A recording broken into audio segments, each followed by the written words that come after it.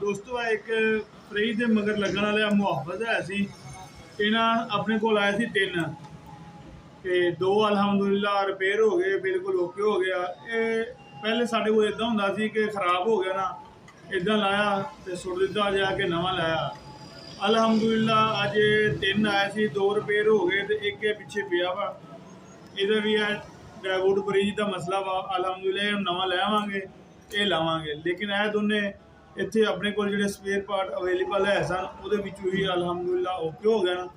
ਲਿਹਾਜ਼ਾ ਤੁਹਾਨੂੰ ਦੱਸਣ ਦਾ ਮਕਸਦ ਇਹ ਆ ਕਿ ਇਹਨੂੰ ਨੈਕਸਟ ਟਾਈਮ ਲਾ ਕੇ ਸੁੱਟਣਾ ਨਹੀਂ ਹੈਗਾ। ਅਗਰ ਕਿਸੇ ਕੋਲ ਖ਼ਰਾਬ ਹੋਵੇ ਤਾਂ ਸਾਡੇ ਕੋਲ ਲੈ ਕੇ ਆਓ, ਅਸੀਂ ਤੁਹਾਨੂੰ ਇਹ ਠੀਕ ਕਰਕੇ ਦੇਵਾਂਗੇ ਤੇ ਬਹੁਤ ਹੀ ਘੱਟ ਰੇਟ ਵਿੱਚ ਠੀਕ ਹੋ ਗਿਆ। ਜਿਹੜਾ ਬੰਦਾ ਨਹੀਂ ਪੈਸਾ ਦੇ ਸਕਦਾ ਅਸੀਂ ਉਹਨੂੰ ਇਹ ਫ੍ਰੀ ਵੀ ਠੀਕ ਕਰਕੇ ਦੇਣ ਨੂੰ ਤਿਆਰ ਹਾਂ ਅਲਹਮਦੁਲਿਲਾ।